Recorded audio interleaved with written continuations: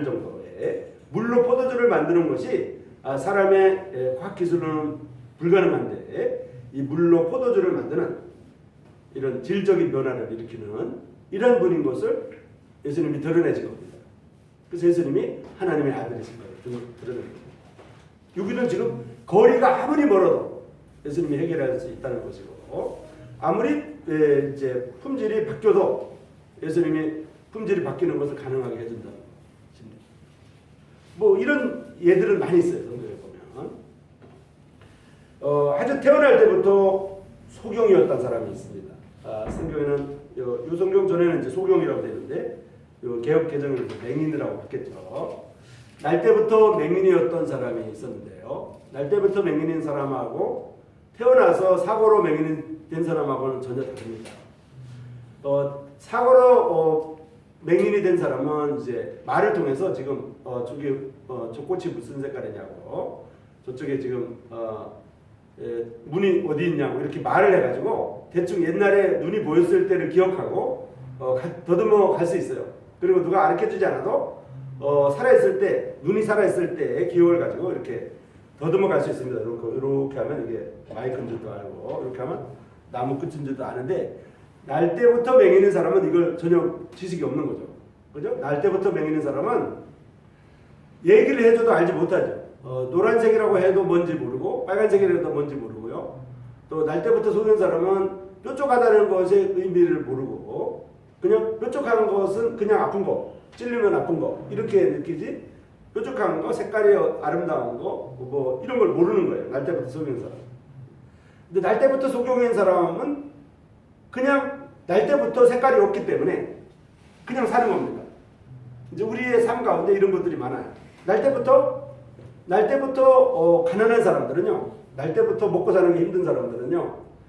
그냥 그 모든 사람들이 그렇게 사는 줄 알고 있기 때문에 그게 불편하지 않아요. 별로. 그 사람 입장에서.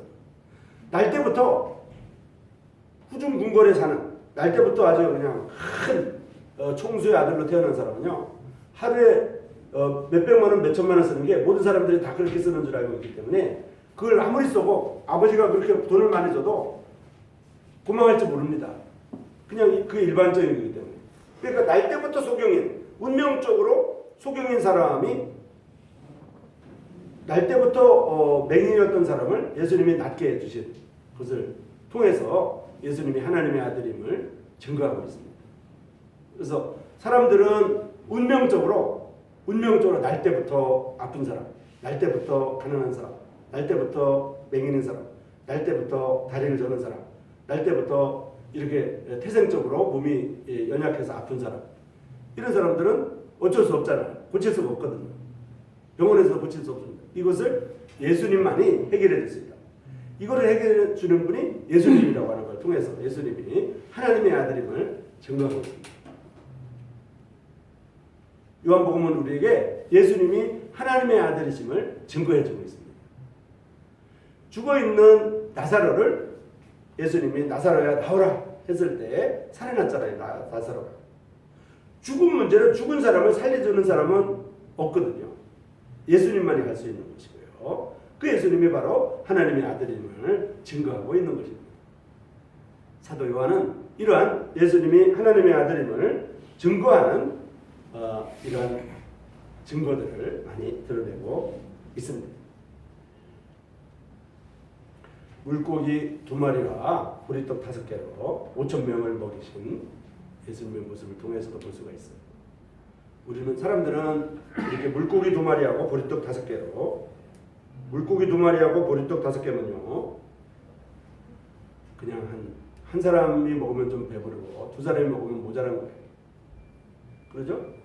물고기 2마리하고 보리떡 5개 한 사람이 고기 1마리씩 먹고 보리떡 5개를 두 사람이 나눠 먹어도 2개 반밖에 안 되잖아요. 배부르겠어요? 그거는 그냥 어떤 아이의 도시락이었어요. 아이 도시락, 점심 도시락. 좀 이렇게 그냥 점심 먹으면 좀 배부른 그런 혼자서 먹으면 배부르고 둘이 먹으면 배고픈 이런 도시락이었는데 그걸 가지고 5,000명을 먹인 거죠. 예수님. 이거는 사람들이 할 수 없는 거예요. 사람은 도저히 할 수 없는 거예요. 사람은 사람이 죽은 사람을 살릴 수가 없는 것이고요. 사람은 절대로 보리떡 2개와 물고기 2마리 보리떡 5개로 5,000명을 먹일 수가 없습니다. 사람은 결코 물로 포도주를 만들 수가 없어요. 사람은 결코 50km나 떨어져 있는 그런 곳에 있는 사람을 낫게 할 수가 없습니다. 아무리 유능한 의사라고 하죠. 사람은 결코 날 때부터 먹이는 사람을 눈이 보게 만들 수가 없어요. 이것은 예수님만이 할 수 있는 것이었고요. 예수님이 하시는 그런 모습을 통해서 사도 요한은 이분이 보통 분이 아니구나. 이분은 바로 우리가 기다리던 그 메시아, 그 하나님의 아들이시구나. 이거를 사도 요한은 깨달았기 때문에 여기다가 기록해 놓은 겁니다.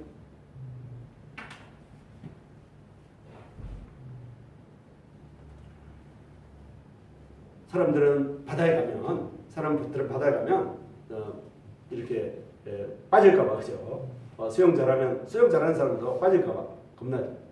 그런데 예수님이 제자들과 함께 가다가 물 위를 걸어가셨어요.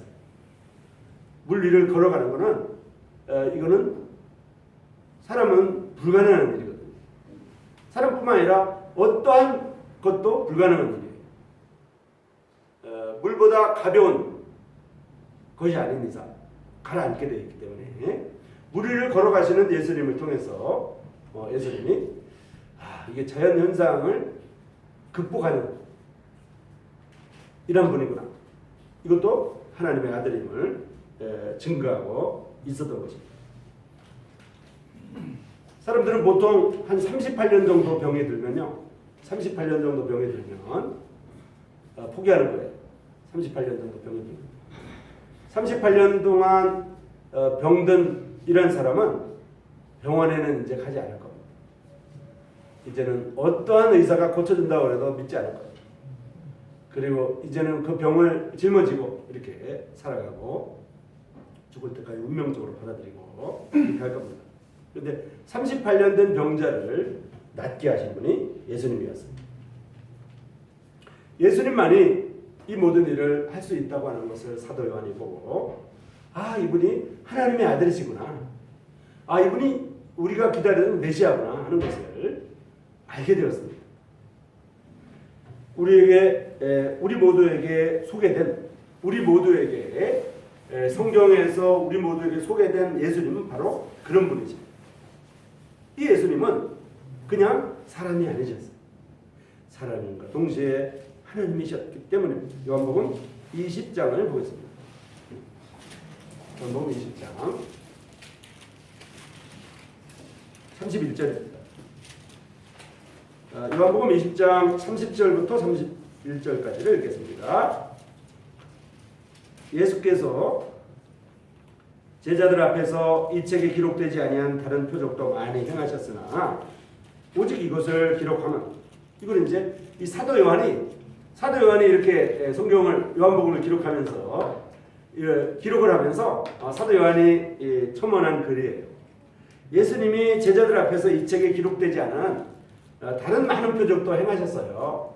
그런데 제가 이것을 기록하는 이유는 바로 이러한 이유 때문에 지금 기록했다고 하는 거예요. 뭐냐면 오직 이것을 기록하면 너희로 예수께서 하나님의 아들 그리스도이심을 믿게 하려 하며 또 너희로 믿고 그 이름을 힘입어 생명을 얻게 하려 함이니라. 이렇게 됐습니다.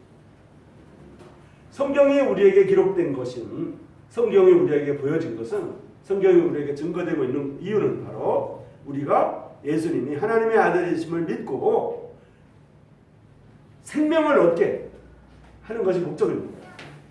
이 성경을 보고 어디 가서 이렇게 잘난 척하고 이 성경을 가르치면서 돈 벌어먹고 살고 이 성경을 통해서 이득을 취하고 이 성경을 통해서 사람들을 착취하고, 이거는 성경이 원래 의미가 아니에요. 기독교는 원래 그런 게 아닙니다. 기독교는 사람들을 착취하고 사람들의 재산을 빼앗고 사람들의 우리를 협박하고 사람들에게 이렇게 뭘 취하는 것이 아닙니다. 성경은 예수님이 하나님의 아들이심을 증거하고 예수님이 하나님의 아들이심을 알게 해주고 그 다음에 그 듣는 사람들에게 하나님의 생명을 갖도록 도와주시는 겁니다. 성경은. 그리고 예수님이 이 땅에 오신 이유도 예수님은 인자가 오신 것은 무엇을 섬김을 받으려 하지 아니하고 도리어 섬기려 하고 많은 사람들을 위해서 자기 자신을 대속물로 주려고 오셨어요. 예수님은 누구에게 받으려고 온 것이 아니고 주려고 오셨어요. 그것도 자기 목숨을 주려고, 대속물로 주려고 오신 것입니다. 자, 로마서 말씀을 보겠습니다. 로마서 8장 보겠습니다. 로마서 8장을 보겠습니다. 로마서 8장 32절입니다. 로마서 8장 32절.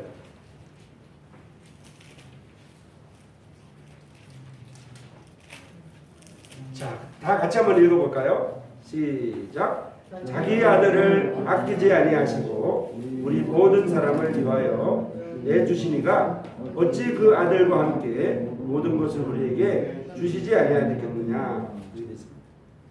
자, 자기 아들을 아끼지 아니하시고 우리 모든 사람을 위하여 내주시니가.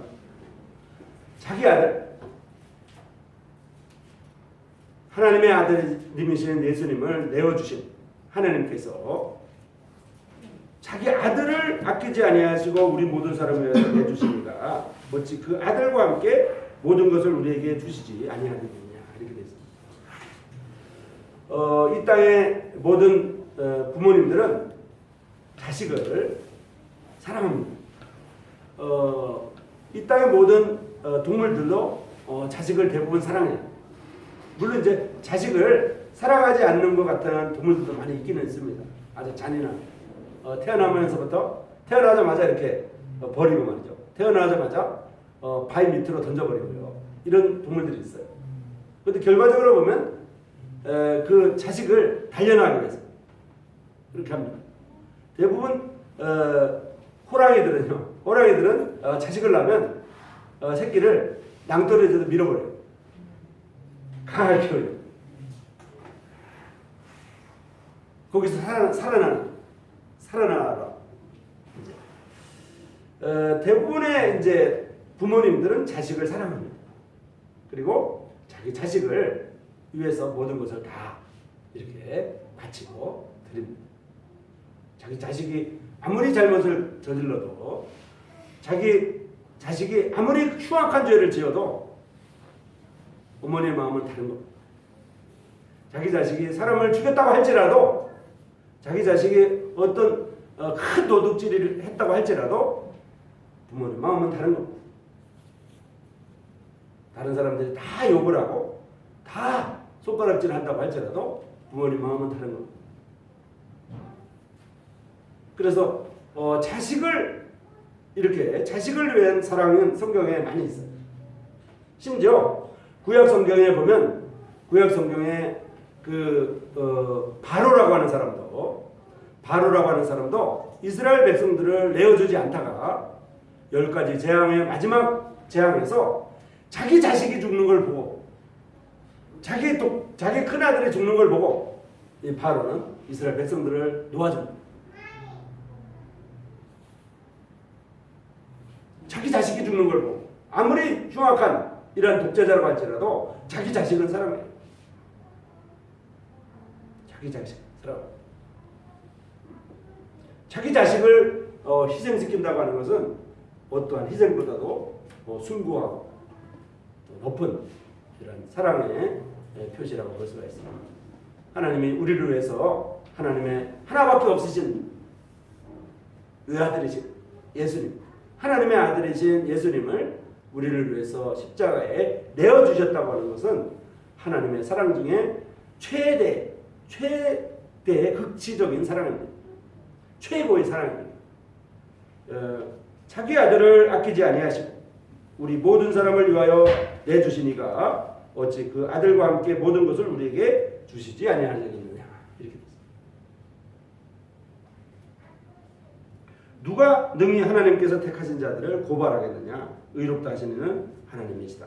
이렇게 말해주고 있습니다. 그래서 하나님께서 세상을 사랑하셔서 예수님을 보내주셨는데, 하나님의 하나밖에 없는 아드님이신 예수님을 보내주셨는데, 그 하나님이 우리를 사랑하신 그 사랑, 자기 아들을 아끼지 아니하신 그 사랑의 관계에서 어떠한 것도 그 사랑의 관계에서 우리를 끊을 수 없다는 것. 이것입니다. 요한복음 1장 12절을 마지막으로 읽겠습니다. 요한복음 1장 12절. 요한복음 1장 12절.